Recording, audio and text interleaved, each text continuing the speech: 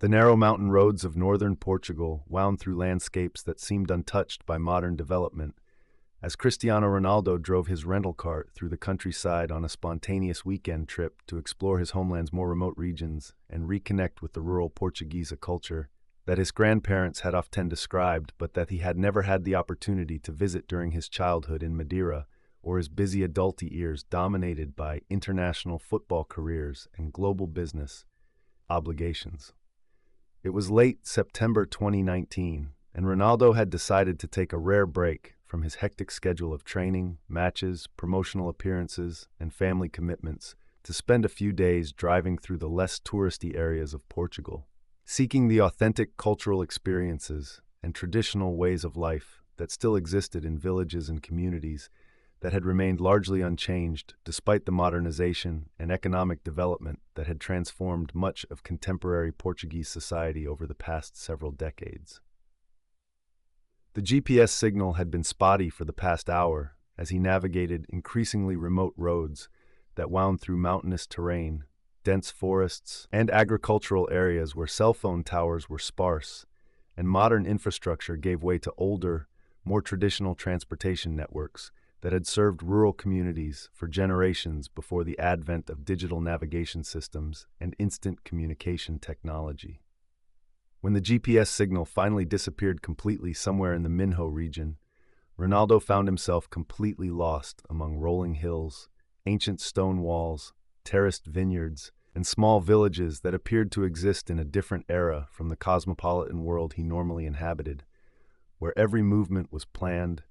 every destination was predetermined, and every journey was carefully coordinated by assistants and security personnel who ensured that travel was efficient, safe, and predictable. As evening approached and a thick fog began settling over the mountainous terrain, creating visibility problems that made driving increasingly dangerous and disorienting, Ronaldo realized that his situation was becoming potentially serious. He had no idea where he was, no cell phone signal to call for assistance, very little fuel remaining in his rental car, and no clear understanding of how to navigate back to major highways or familiar landmarks that might lead him to recognizable destinations where he could find help, lodging, or at least basic services that would allow him to contact his security team and arrange proper transportation back to his planned accommodations. The roads he had been following seemed to grow narrower and more winding with each passing mile, and he hadn't encountered another vehicle, road sign, or any indication of modern civilization for over an hour,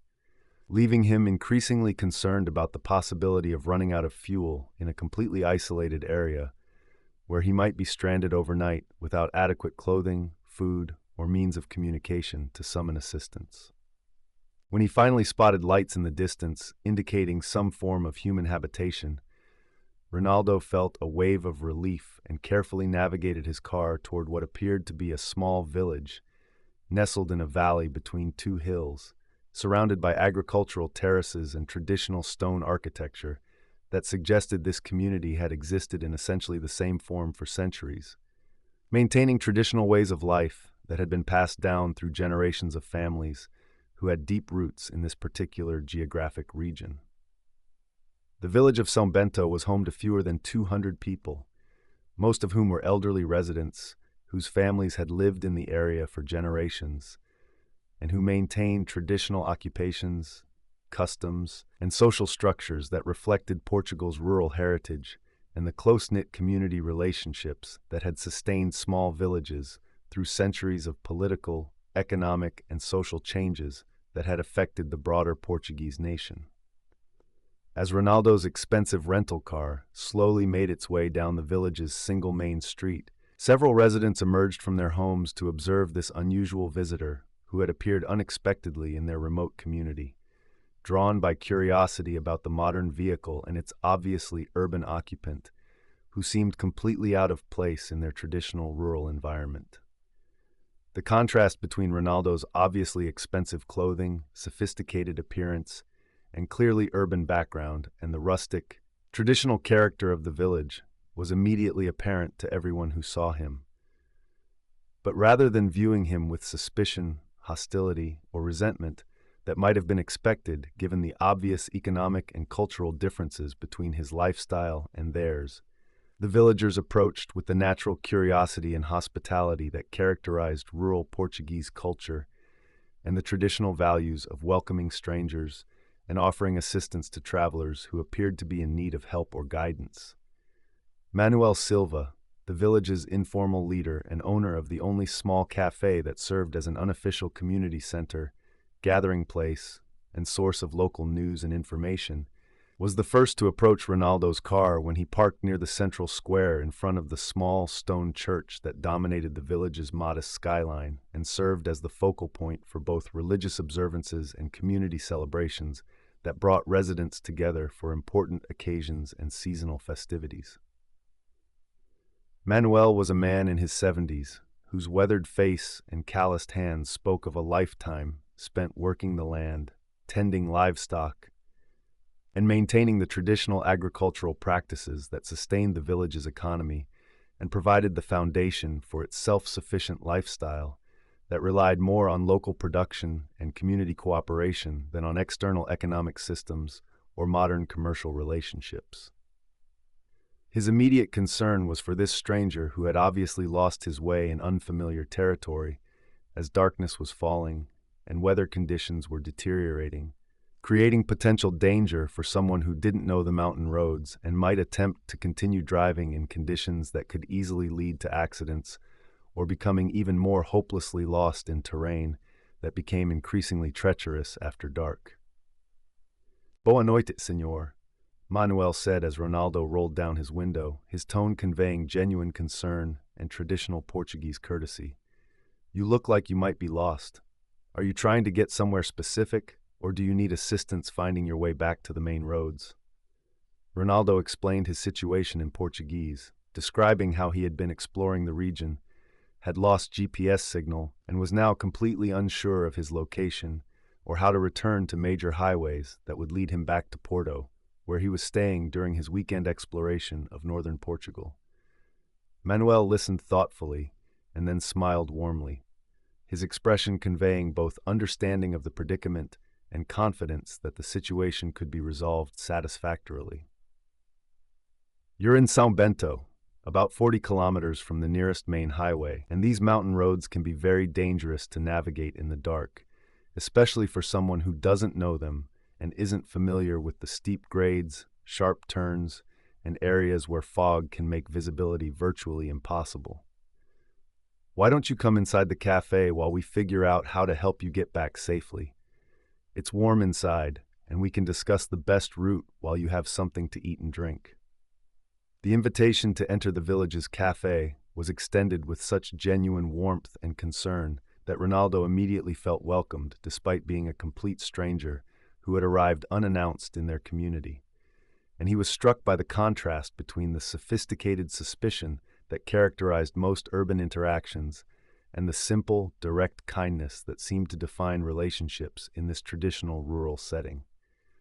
Inside the small cafe, which doubled as a general store and informal meeting place for village residents, Ronaldo found himself surrounded by a group of elderly locals who were eager to help solve his navigation problem, while also naturally curious about this well-dressed visitor who spoke Portuguese with an accent they couldn't quite place, and who seemed to represent a world very different from their own traditional rural experience. As word spread through the village that a lost traveler needed assistance, more villagers arrived to offer help and advice, demonstrating the collective responsibility and community solidarity that characterized small rural communities, where neighbors looked out for each other and extended that same care to strangers who found themselves in difficult situations. Teresa, an elderly woman who had lived in the village her entire life and whose knowledge of local geography was encyclopedic, brought Ronaldo a bowl of homemade soup and fresh bread, insisting that he must be hungry after driving for hours and that sharing food with guests was both a pleasure and a responsibility that she took seriously, regardless of her own limited resources or the unexpected nature of his arrival.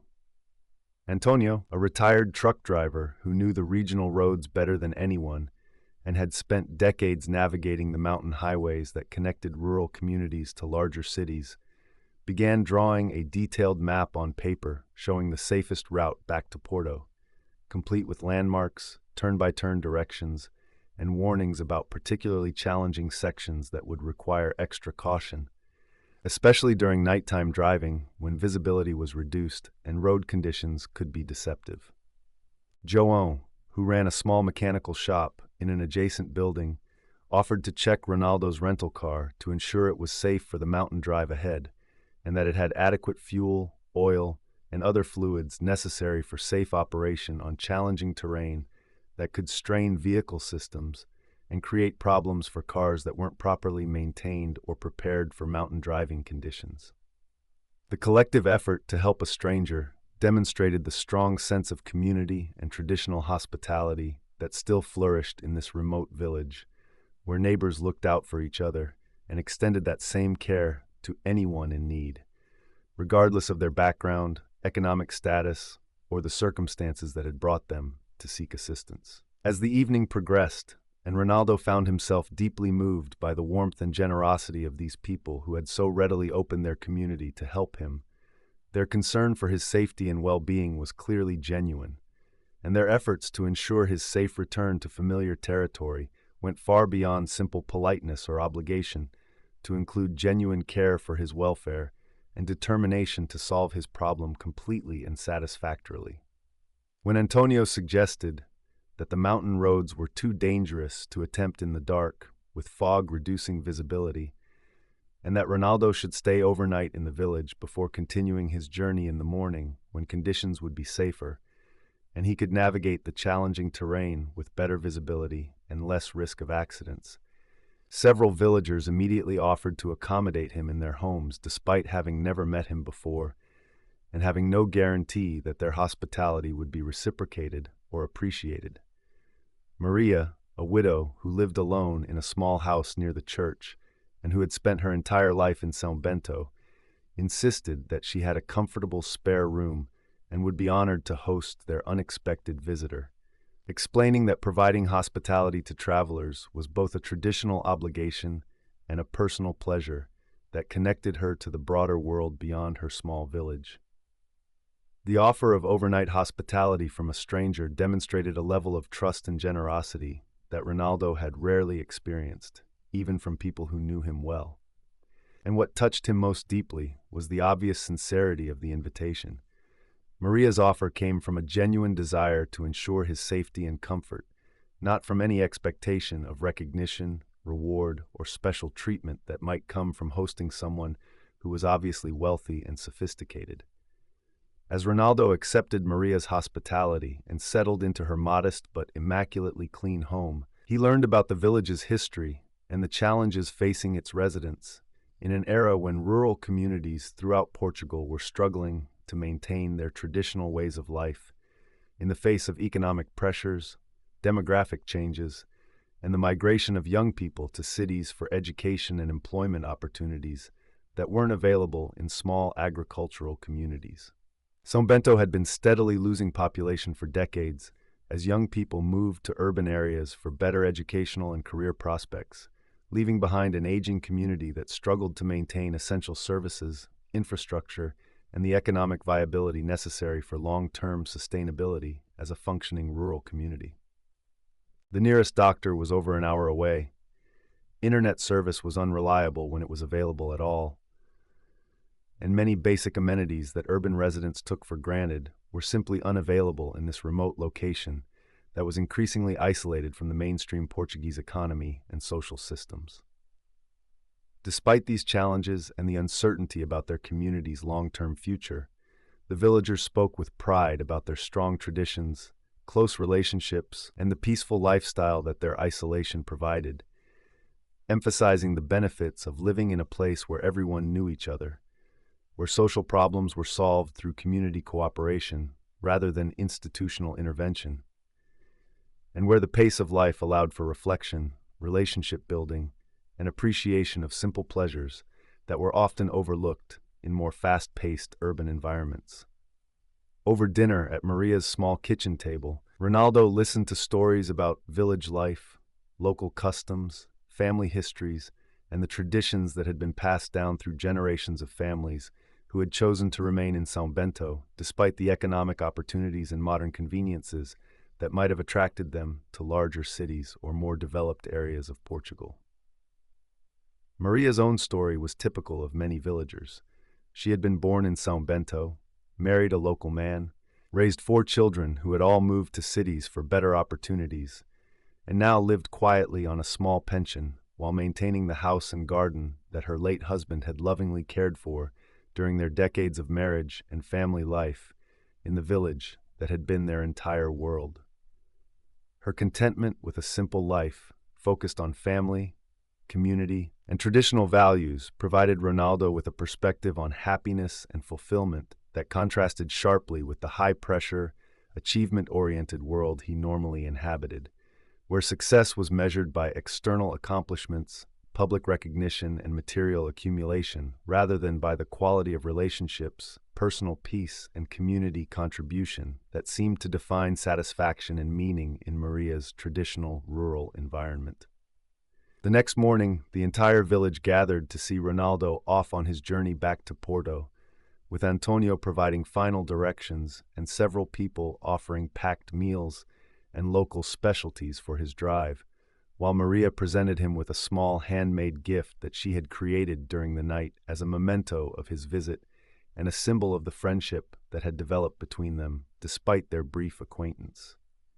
The warmth and genuine affection shown by these people who had known him for less than 24 hours was deeply moving,